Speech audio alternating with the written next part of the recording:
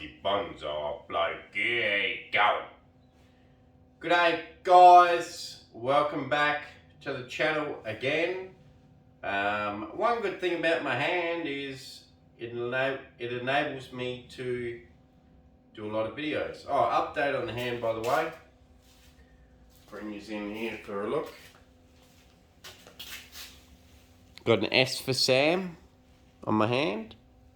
So it looks like they've done a Y up there and then an S for Sam because I knew my name was Sam. Anyway, they've cut it open, fixed the nerves, the tendon. They left the cut artery in there and they said there's 2 arteries that feed my fingers and 1 artery is enough, so they left the other one. But there you go, S for Sam, and you know, at least I got the cast off. So I can sort of use these 2 fingers, maybe 3. These ones here are still pretty useless. I can move them, but they're still numb and they're still useless. But got stitches in for another week, so it's been a week. They're going to be in for another week at least. And things are healing slow, but we'll see what happens. I'm sure I'll be fine. And in the meantime, anyway, I'm doing videos anyway. So, yeah, like I say, I've got used to a couple of fingers now because I've got the cast off. Yeah, see how we go. So, Chinese on video, baby little guy, as you can see, something that I can handle. And basically, what we're going to do is we're going to trim it to something that's pretty cool because all these buds are swelling up, majorly swelling up, just like the big one that I did the other day. These ones are majorly swelling up as well, everywhere. Looking super healthy, really healthy. So what we're going to do is we're going to trim it back, and then I also want to expose a few of the surface roots on this guy and put it into another pot, or possibly the same pot, I don't know. There's a black pot here which I could clean up, put it into a black pot. That would probably suit it okay. I find the blue one against the green maybe doesn't suit it. None of the colours match. I could put it in this really light Chinese type style pot, but a super cheap pot. You know, I could put it in there. Well, I mean, if you look at it, the foliage will be bright green. So bright green will go well with the black as a good contrast. Also goes pretty well with the blue. I don't like these feet on this blue one, so we could do the black one for sure. That would work. I'd have to clean it. We could do this guy. Super light coloured pot. Doesn't really match any of the colours of the, you know, bark of the tree. Doesn't match foliage, nothing. Or we could go a little bit against the grain and put it into a plain Jane non-glazed pot. So that's a possibility. It's a shallower pot, wider pot, should still fit. But if you notice, this brown will actually match a lot of the bark on the tree. So although summertime with the nice bright green leaves, maybe it won't be 100%, still be pretty good. And then in winter, when you've got the winter silhouette, it'll probably look pretty good with this pot. Another thing I'll say about the pots too is you can go a wider pot almost than the tree, as long as it goes narrower or shallower. A deeper pot, you want a smaller pot. A shallower pot, you want slightly bigger. But you know, that's still going to be about the same as the canopy of the tree. So I'm actually heavily leaning towards that one. I'll bring you guys in close, show you these new buds that are about to pop. And another thing, oh man, the tripod's different, wrong height. Yeah, that's a better height. So, yeah, I feel like we'll trim it up, put it into probably this pot. A little bit of history on this tree. I got it 12 years ago, exactly the same age as that big elm that I just did in the last video. So in the last video when I still had my cast on or whatever you call it, cast, when I still had that on, that elm was exactly the same age as this one. This one here has been in a pot its whole life, and that is why it's so small. So we're going to expose some roots today and repot it, and you know, it's a beautiful little tree.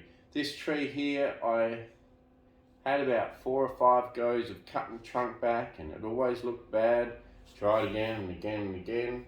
Always looked bad. Never looked good. And then one day I looked at it, when I was about to throw it away or plant it in the ground, I looked at it and I thought, geez, actually that could be a nice front. So, yeah, that's how it ended up. Let's give it a spin, how it is now, and then we're going to get there and trim it up. Alright, so let's trim it up. Enough mucking around. Let's get the scissors out and do some trimming.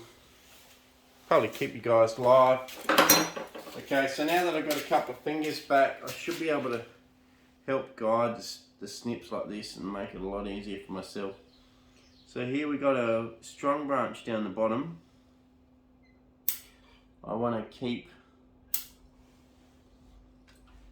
them strong at the bottom so that the top doesn't end up shading them out. I'm not going to be cutting back too much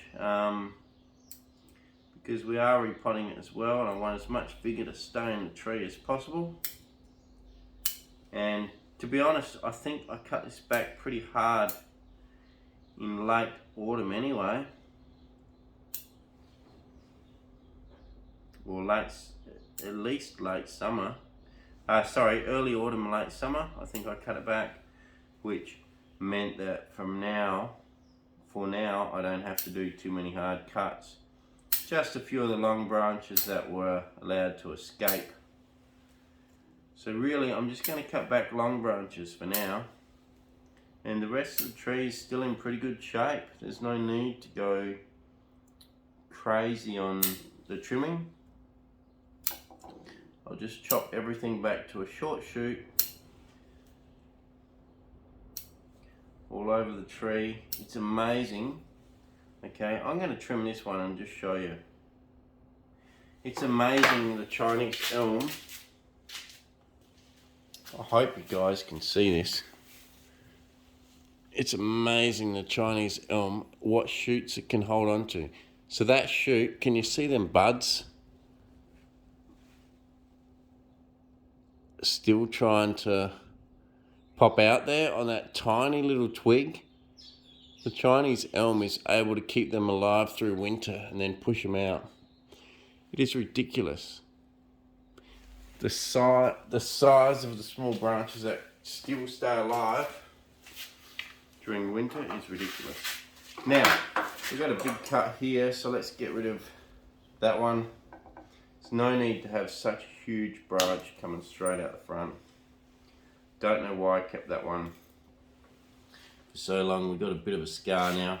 In actual fact, there's a bit of reverse taper in that branch, which is becoming the front branch. Let's just chop that off. Okay, so it's a fairly big cut. Get rid of that one. Chop a few of these back ones off. Just shorten a lot of stuff.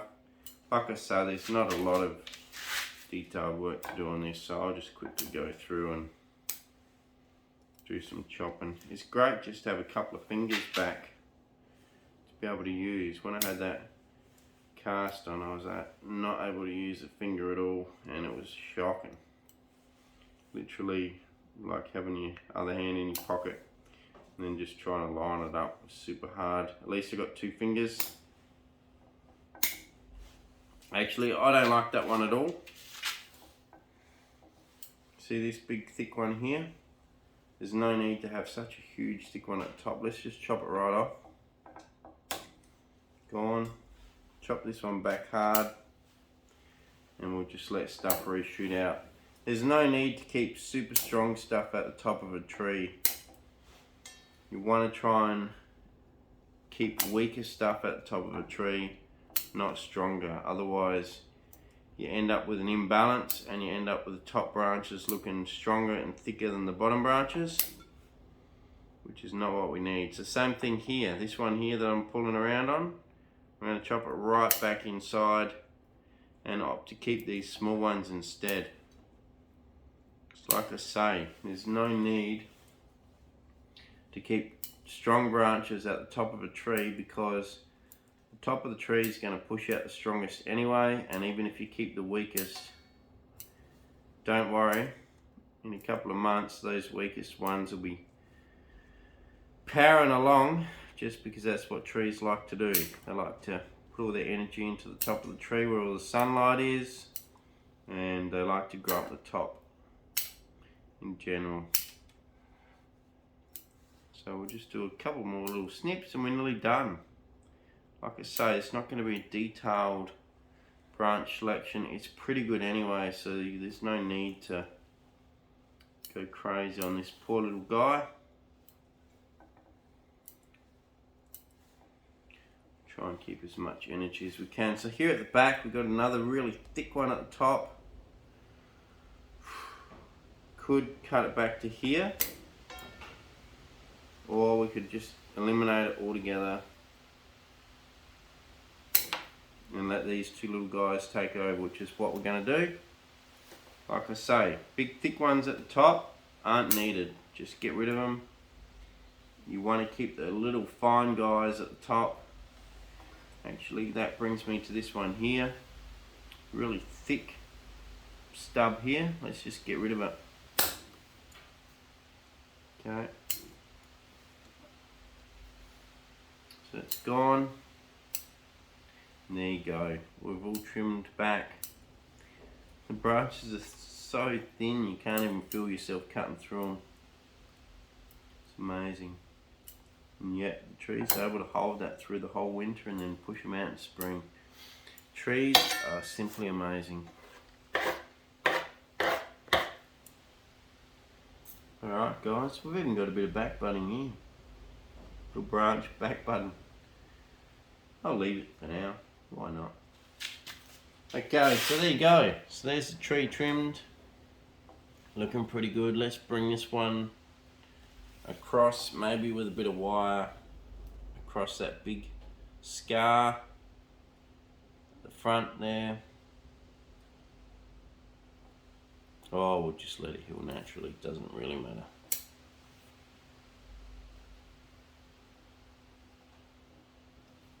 Doesn't really matter.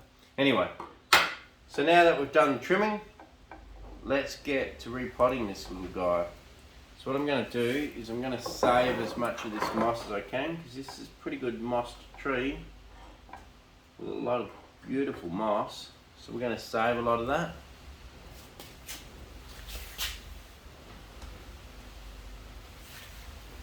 So let's carefully pull this moss off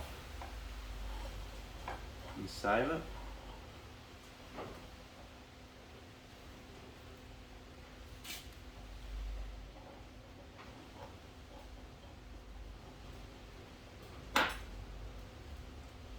You know, they say there's 500 different varieties of moss, or 1,000 different varieties, whatever, maybe more. When I go out looking, I don't seem to find that many different varieties. You get a couple of the really coarse ones which don't seem to do too well in summer. Then you get the fine ones which seem to do a little bit better in summer. You collect the ones in the sun as well.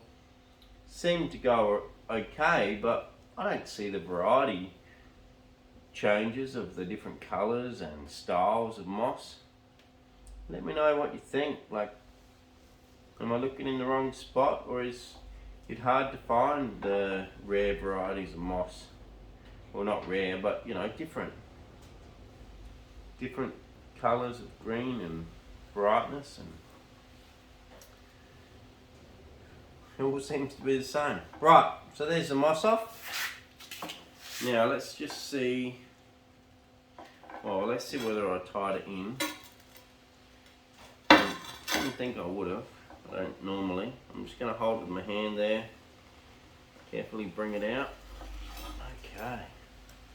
That came out pretty easy. So we've got ourselves another pot there. Nice worm there, just to show that the mix is favourable towards some worms. If I have to be honest, there's not a lot of roots in there. This is a bonsai mix from Osmocote, or the succulent mix. It's alright, but it's not completely packed with roots. Anyway, I'm going to take this out and give the top a good clean and bring it back pretty well bare rooted. I'm not going to worry about the hook.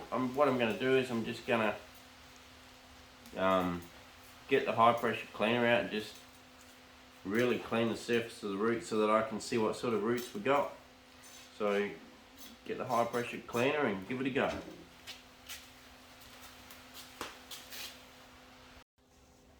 Okay guys, there we go. We've got it pretty well cleaned out on the root system. So, what do we got here? We got pretty good root spread really. Got a weird guy here. Basically anything that comes up too weird and too high, let's chop it off. So at the back one here, we've got an upward one. I want to get rid of him. So he's gone. The question is, how far down do you go before it's too far and then the root plane gets worse? Do you know what I mean? So, we've also got this weird one here. I want to get rid of him. A Chinese elm in general does have weird root systems. So you can probably never get them perfect, but we can try. Get them as good as we can. Ooh, do we chop these two off and go for a lower plane? Let's do it. See if there's anything underneath. Probably should have checked that before I cut it.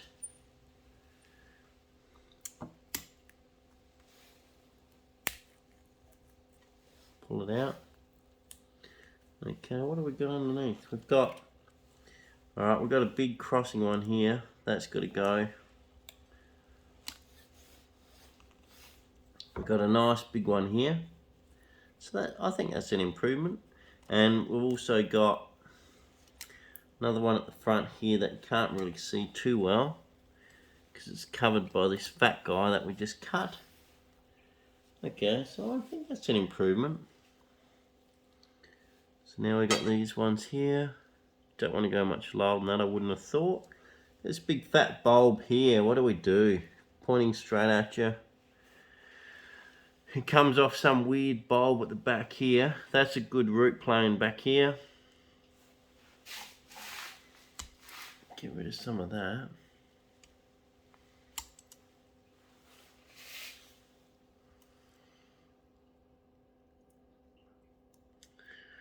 Do we need to shorten this guy or not? I feel like there's not much under that one. Let's leave him. Same with that one. I feel like we can't get rid of this whole bulb. That just gets rid of too many roots on that side. Question is, do we need this guy at the front so fat? Let's just chop him and see what happens. It's a big cut. Let's pull it out. So I had a decent amount of roots on that bit. Alright, let's chop it back a bit more.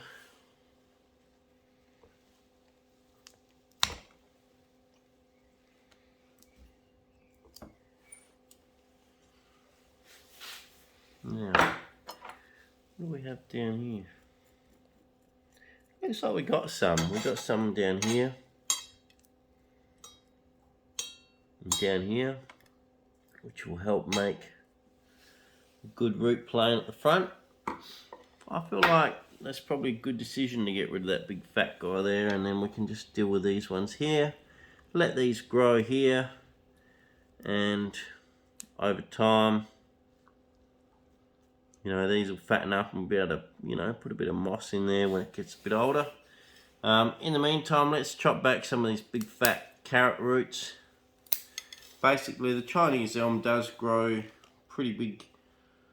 I mean, I call them carrot roots, but whatever you want to call them is fine. Just really coarse, fat roots underneath. Let's get rid of some of these guys underneath. In general, the root system's pretty healthy. It looks like at some time there was a few roots that did sort of rot off, so I'm not sure whether that was the bonsai soil or overwatering, or hell, even a hot day can do it, burn the roots and then they die. Don't know.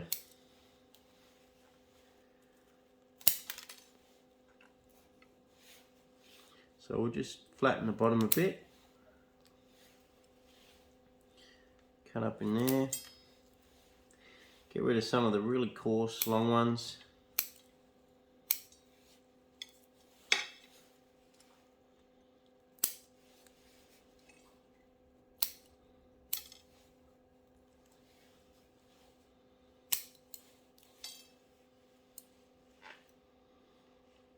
Okay. I reckon we're pretty good. I reckon that's pretty good for now. That's, you know, decent sort of root system. Happy with that. Still sits quite nicely. Ready for a spring flush. Okay, so we're going to put it into, we've decided on that pot. So let's just see if she fits. I'm sure she will. Easily. So it's going to fit easy. So, next job, let's put some drainage screens into the pot.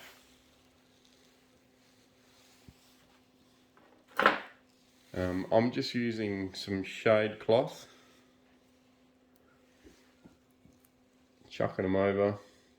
I will actually put some wire in, because a couple of times, normally I don't put wire in, but what's happened a couple of times is, as I've put the shade cloth over the top, or whatever you put over there to like a mesh, a couple of times as I've wiggled the tree, it's actually dislodged this from here and actually dislodged it and created a big hole, and then the insects, the bad grubs and stuff can get up there, and the slugs. So I will actually put a little bit of wire on that. Hard with only a few fingers. There you go.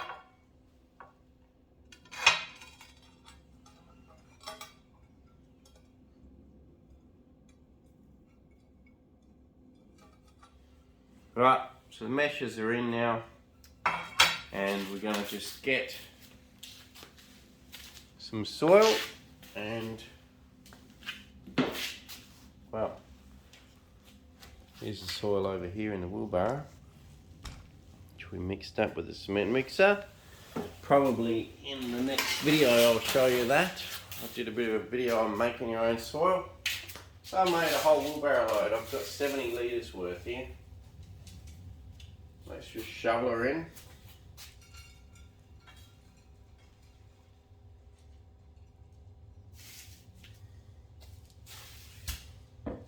Good.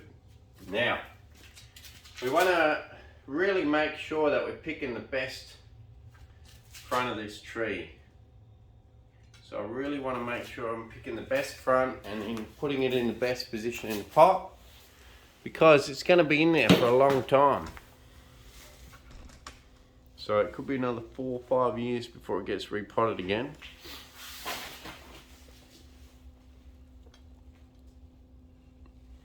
Don't really like that.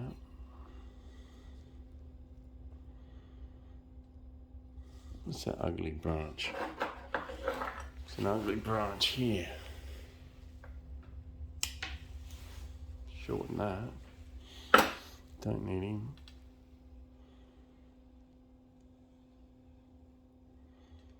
So we're looking at the roots, we're looking at the branches. Let's completely chop off this guy.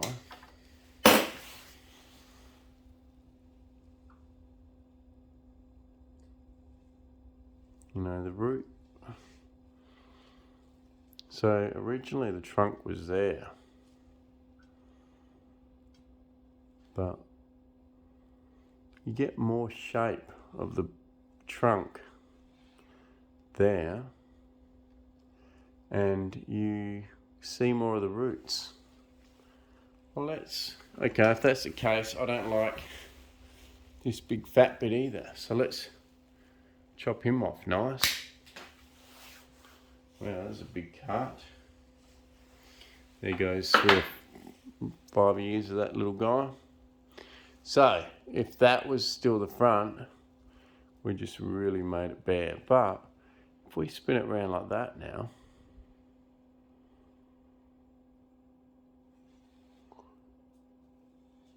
get rid of this stub here.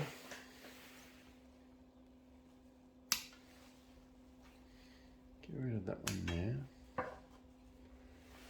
Shorten this guy here. Create that one to go up.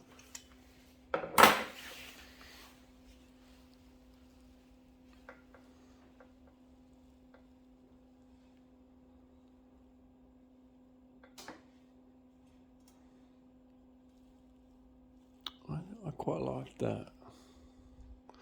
The shape of that trunk along with the root base, it's pretty good. If we spin it that way, not so great.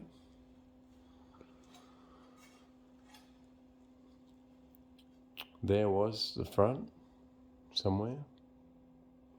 Now if we spin it more, you get more curves. Now we could even experiment with tipping it a little bit so that the trunk's not straight. We could experiment with tipping it a little bit. These branches still don't look that bad like that.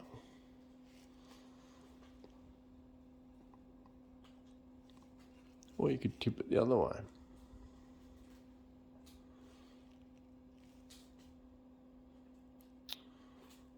Bloody hell, looks equally as good.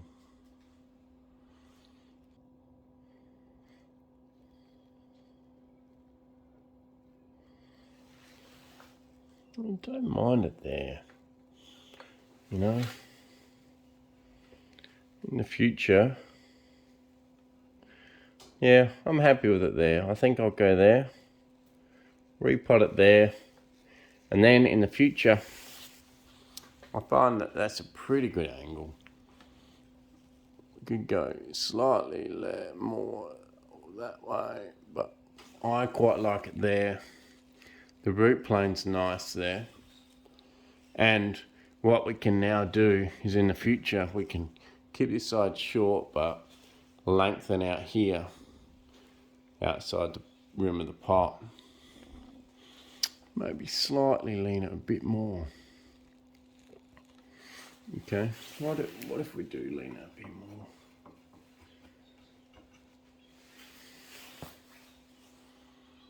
Yeah, we're there. These two branches look a bit weird, but they are actually at a different point on the trunk. What we could do is try and pull this one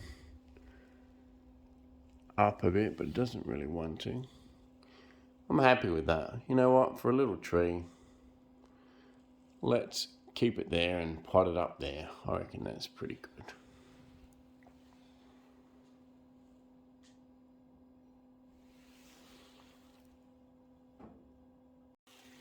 Sorry guys, off camera, I just gave that one a bit of a quick cut. Didn't think too much about it, I just chopped it off. So that one from there is gone. And then we're gonna possibly bring that one there forward and down. And this one here down a bit to cover that scar. And then that'll be it. It'll just get, you know, potted up and some moss. So I'll bring you guys in at the end. I'm just going to be chucking soil on top and a bit of moss, and that's about it. So we'll catch you when it's all done.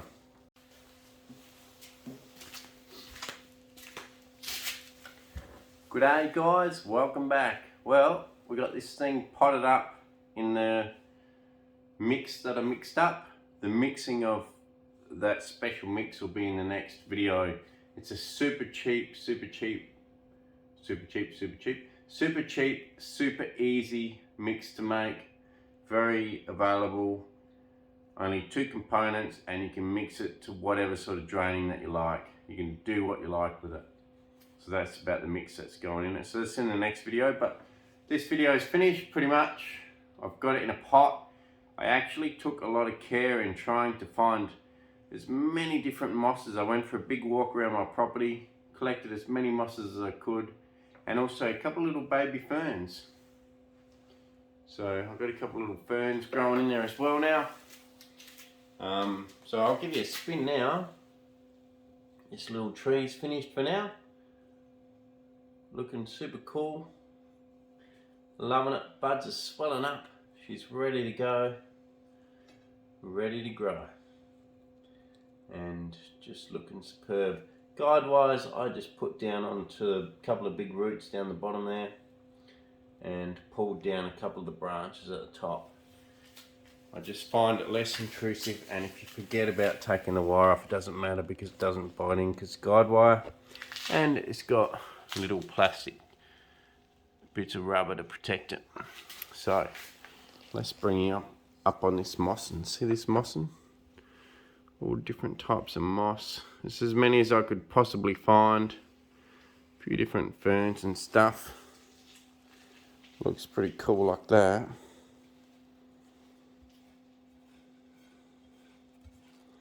Pretty cool little landscape.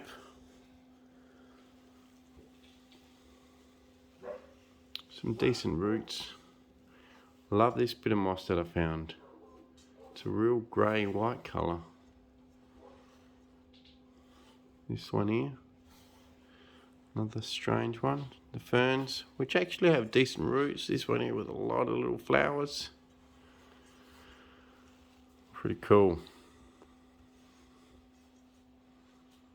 Okay, wow. What a moss job.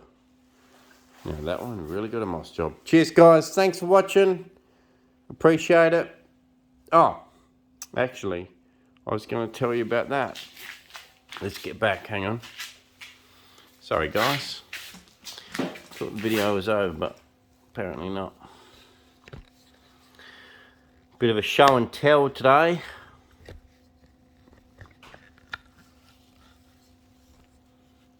Okay. Actually, a bit of a show and tell. So, here we go. I bought this guy only yesterday.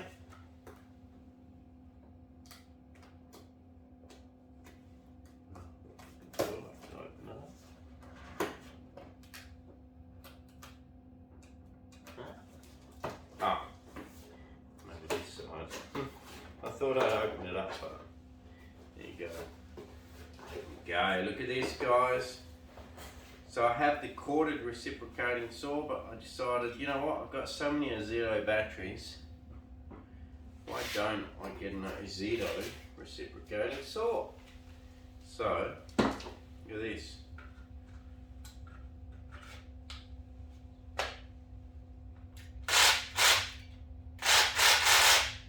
Wow, look at that. Whew. Feels like it's got got some power. And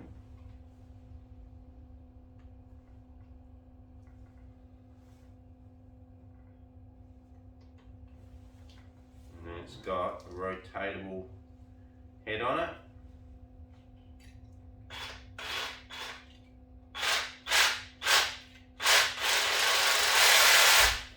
Looks like it's a variable speed trigger.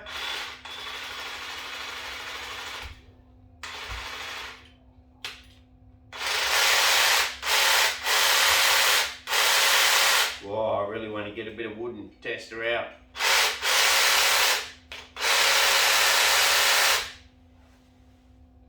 Pretty cool. So there's my new toy. Bloody beautiful. Alright, cheers guys. Just loving that tree at the moment, that little guy. Not normally have too many little guys, but I really love that one. Look at that. It's like a big tree out in the paddock. Look at all these little bushes and ferns and different moss around it. Looks pretty cool. A Zito in the background. Love it. Cheers guys, thanks very much.